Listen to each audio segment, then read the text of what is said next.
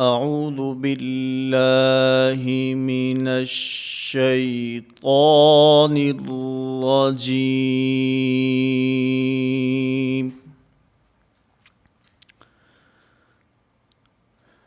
بسم اللہ الرحمن الرحیم۔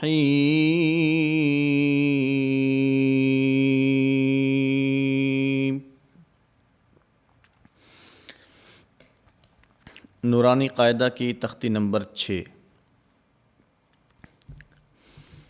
اس تختی میں اگر آپ عنوان دیکھیں تو اس پر لکھا ہے مشق، حرکات و تنوین۔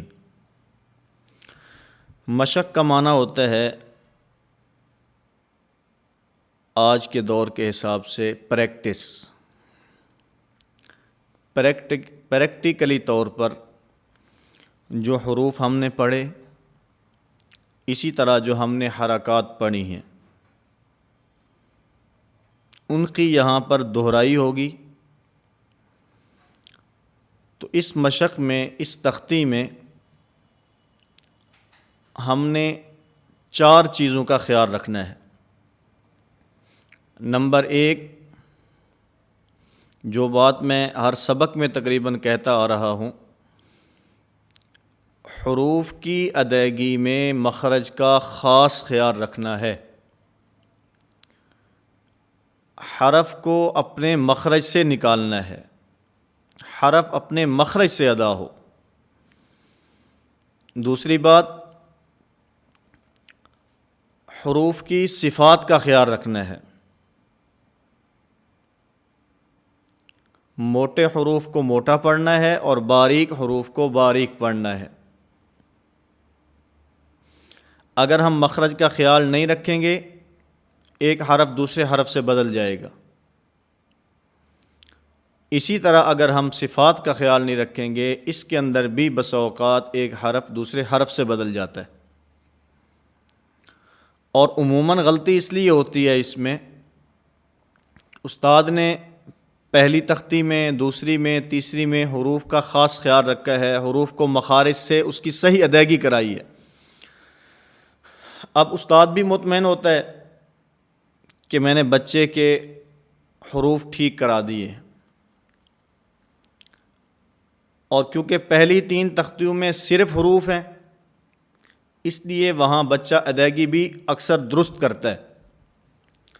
لیکن اس کے بعد تختی نمبر 4 میں حرکات کی تختی، تختی نمبر 5 میں تنوین کی تختی، اس کے اندر بھی کیونکہ ایک حرف ہوتا ہے، اس کے اوپر حرکت ہوتی ہے، کبھی زبر ہے، کبھی زیر ہے، کبھی پیش ہے۔ اسی طرح تختی نمبر 5 میں تنوین کی صورت میں کبھی 2 زبر ہیں، کبھی 2 زیر، کبھی 2 پیش ہیں، لیکن حرف ایک ہی ہوتا ہے۔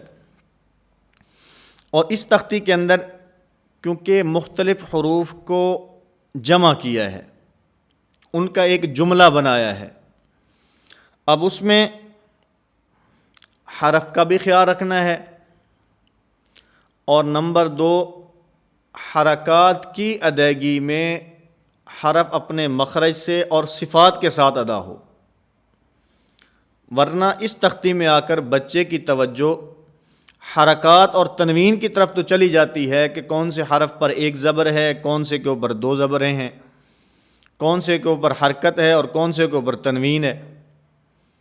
تو حرکات اور تنوین کی طرف توجہ کی وجہ سے حروف کے مخارج کی طرف دھیان نہیں رہتا، حروف کی صفات کی طرف توجہ نہیں رہتی۔ تو ہم نے ان 4 چیزوں کا خیال رکھنا ہے، حروف کے مخارج کا بھی خیال رکھنا ہے، ان کی صفات کا بھی خیال رکھنا ہے، اسی طرح حرکات کا بھی خیال رکھنا ہے۔ حرکات کو لمبا بھی نہیں کرنا اور جھٹکے کے ساتھ بھی نہیں پڑھنا کہ حمزے کی آواز پیدا ہو۔ اور نمبر 4، تنوین کا بھی ہم نے خیال رکھنا ہے، اور تنوین کی ادائیگی میں جہاں پر غنہ ہو وہاں غنہ کی ادائیگی بھی درست طریقے سے کرنی ہے، اور جہاں پر غنہ نہ ہو وہاں پر غنہ ادا نہیں کرنا۔ تو یہ 4 باتیں اس تختی کے اندر بہت اہم ہیں۔ دوسری بات، ہجا کرتے ہوئے پہلے حرف اس کا نام لیں گے اور حرف کا مکمل اور پورا نام لینا ہے. پھر اس کے بعد اس کے اوپر حرکت پڑھنی ہے. پھر اس کے بعد دوسرے حرف کا مکمل اور پورا نام لیں گے, پھر اس کے اوپر حرکت پڑھیں گے اور ان دونوں حروف کو آپس میں ملائیں گے. اس کے بعد پھر تیسرے حرف کا نام اور اس کی حرکت کا نام, پھر ان دونوں حروف کو اس تیسرے حرف کے ساتھ ملائیں گے. پھر اس کے بعد چوتھے حرف کا نام اور اس کی حرکت کا نام, پھر اس کے بعد ان تینوں حروف کو اس چوتھے حرف کے ساتھ ہم نے ملانا ہے. عموماً ہجا کرتے ہوئے اس میں غلطی یہ ہوتی ہے, پہلے حرف اس کی حرکت, دوسرا حرف اس کی حرکت, تیسرا حرف اس کی حرکت, چوتھا حرف اس کی حرکت, یوں لگاتار ہم حروف کے نام بھی لیتے ہیں اور حرکات کے نام لے کر ان چاروں کا مجموعہ اکٹھے پڑھتے ہیں. یہ درست نہیں ہے. پہلا حرف اس کی حرکت, دوسرا حرف اس کی حرکت, پھر ان دونوں کو آپس میں ملانا ہے, پھر ہم نے تیسرے حرف کی طرف جانا ہے, پھر ان تینوں کو ملا کر ہم نے چوتھے حرف کی طرف جانا ہے. تو ہجا کرتے ہوئے اس بات کا بھی خاص خیال رکھنا ہے. مثلاً اس تختی کا پہلا جملہ جو ہے میں اس کا آپ کے سامنے ہجا کرتا ہوں, تو اس میں حرف کے مخرج کا بھی خیال رکھنا ہے, صفات کا بھی خیال رکھنا ہے, حرکت کا بھی خیال رکھنا ہے اور تنوین کا بھی خیال رکھنا ہے. حمزہ زبر آ, با زبر با, آبا, دال دو زبر دن, آبادن. اس میں جو آبادن کے آخر میں الف لکھا ہے, اس الف کا ہجا نہیں کرنا, اس کا نام نہیں لینا. اگر اس کا ہجا نہیں کرنا تو اس کو یہاں پر لکھا کیوں ہے, اس کی وجہ سمجھ لیں. اصل میں یہ ایک وقف کی طرف اشارہ ہے, اس کو وقف بالابدال کہتے ہیں. اور وقف بالابدال دو صورتوں میں ہوتا ہے. نمبر ایک, کلمے کے آخری حرف کے اوپر دو زبر کی تنوین ہو, اب آگے عام ہے اس کے بعد الف لکھا ہو, جیسے یہاں آبادن کے اندر ہے, یا اس کے بعد یا لکھی ہو جیسے قوان کے اندر ہے, یا اسی طرح اس کے آگے کچھ بھی نہ لکھا ہو جیسے ماءن, نداءن. یہاں حمزہ کے اوپر دو زبر کی تنوین ہے, اس کے بعد الف نہیں ہے, یا بھی نہیں ہے. اور یہ بات میں پیچھے تختی نمبر 5 کے تحت بھی آپ کے سامنے عرض کر چکا ہوں کہ بسا اوقات دو زبر کی تنوین حرف کے آخر پہ ہوگی, اس کے بعد الف ہوگا, کبھی یا ہوگی اور کبھی نہ الف ہوگا نہ یا ہوگی. اصل میں یہ مصحف عثمانی کے رسم الخط کی طرف اشارہ ہے.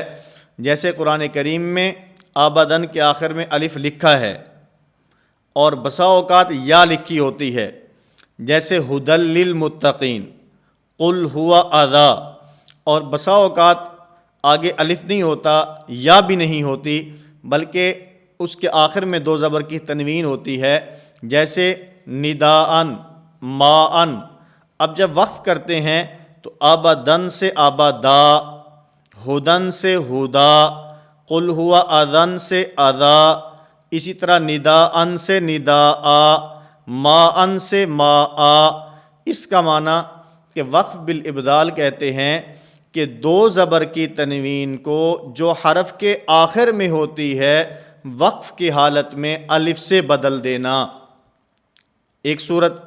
دوسری صورت وقف بالابدال کی, کسی جملے کے آخر میں, کسی کلمہ کے آخر میں آخری حرف وہ گول تا ہو, تائے مدورہ, گول تا, تو وقف کی حالت میں یہ گول تا ہا سے بدل جاتی ہے. جیسے ہماری اس تختی کے اندر دوسری لائن کے اندر ایک لفظ ہے, ایک جملہ ہے, بارارہ, بارارہ. اب یہاں باراراتن, باراراتن, اصل میں یوں ہے, جب وقف کریں گے تو وقف کی حالت میں بارارہ یہ گولتا ہا سے بدل جائے گی.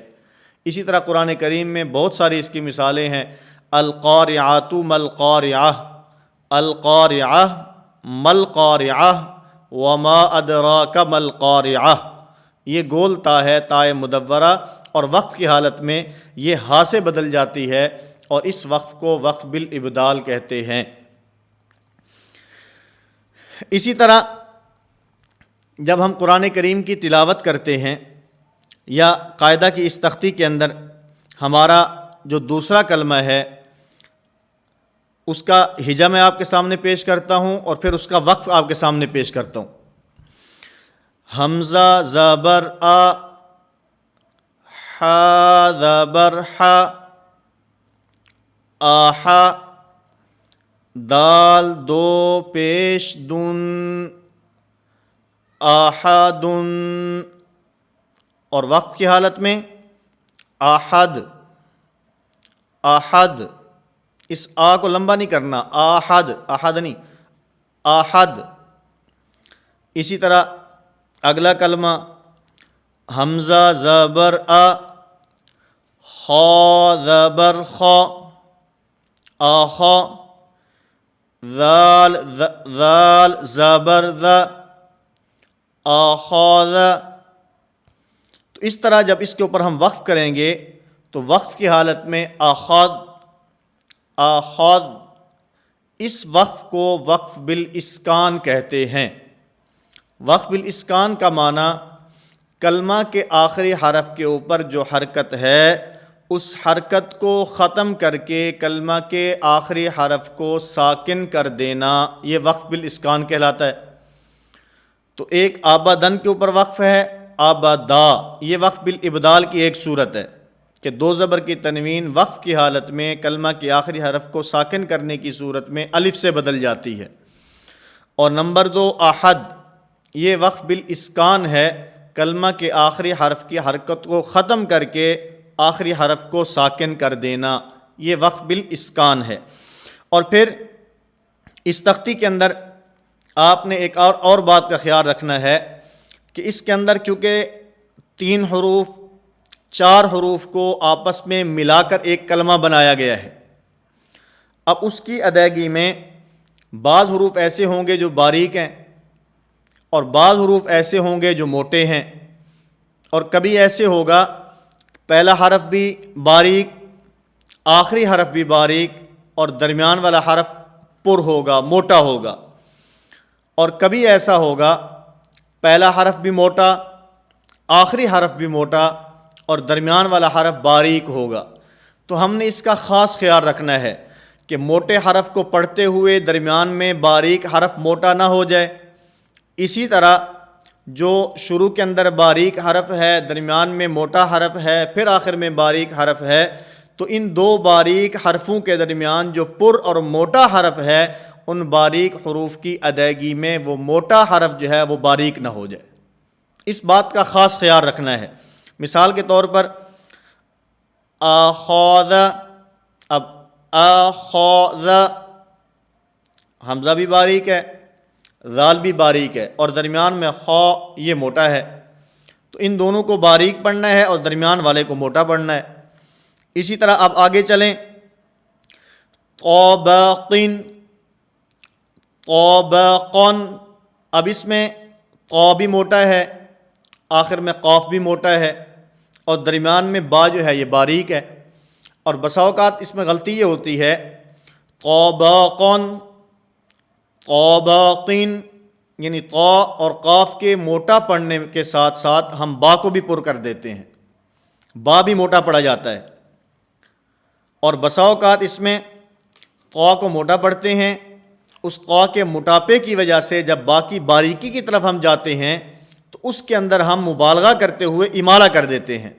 مثلا ہم پڑھتے ہیں طابقین، طابقین، اب طا کو موٹا کیا جا رہا ہے، با کو باریک کیا جا رہا ہے، اور با کی باریکی میں مبالغہ اتنا ہوا ہے کہ وہ با نہیں رہا بلکہ وہ با بن گیا، با، جیسے میں نے پہلی تختی میں اور اس کے بعد کی اسباق کے اندر میں نے یہ بات کھل کر آپ کے سامنے اور پوری وضاحت اور تفصیل کے ساتھ عرض کی تھی کہ خصوصاً وہ حروف جو باریک ہوتے ہیں ان کے آخر میں الف ہوتا ہے، ان کی ادائیگی میں ہم نے اپنے منہ کو اوپر کی طرف کھولنا ہے، منہ کو نیچے کی طرف نہیں کھولنا۔ اوپر کی طرف کھولیں گے تو حروف کی ادائیگی درست ہوگی، اور اگر نیچے کی طرف کھولیں گے تو اس میں امالہ ہو جائے گا، اس میں الف یا کی طرف اس کا جھکاؤ ہو جائے گا، اور اسی طرح زبر کا جھکاؤ زیر کی طرف ہوگا، تو اس لیے امالہ سے بچتے ہوئے ہم نے حروف کی ادائیگی کرنی ہے۔ پھر اس میں ایک بات اور سمجھ لیں، یہ اس قاعدہ کی جو میرے ہاتھ میں ہے، اس کی دوسری لائن اور اس کا پہلا حرف یہ آپ کو نظر آ رہا ہے، اس کا جو ہجا ہے، اس کا ہجا کرتے ہوئے حمزہ زبر آ، نون زبر نا، آنا، اس کے آخر میں جو الف لکھا ہے یہ الف نہیں پڑھا جائے گا۔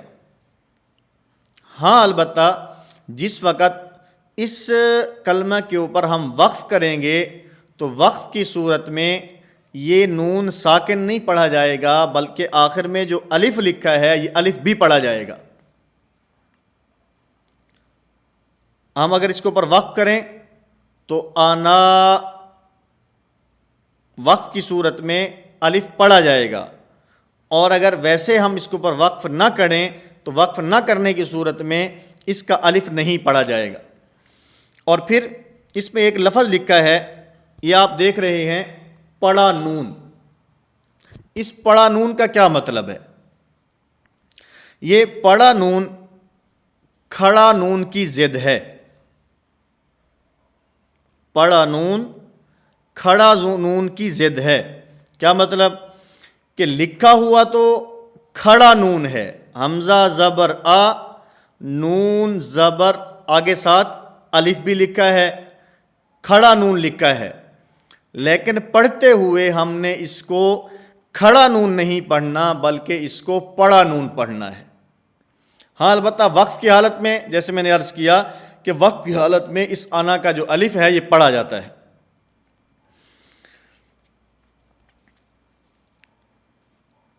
اسی طرح ہماری اس مشق کے اندر ایک کلمہ ہے قوریٰ۔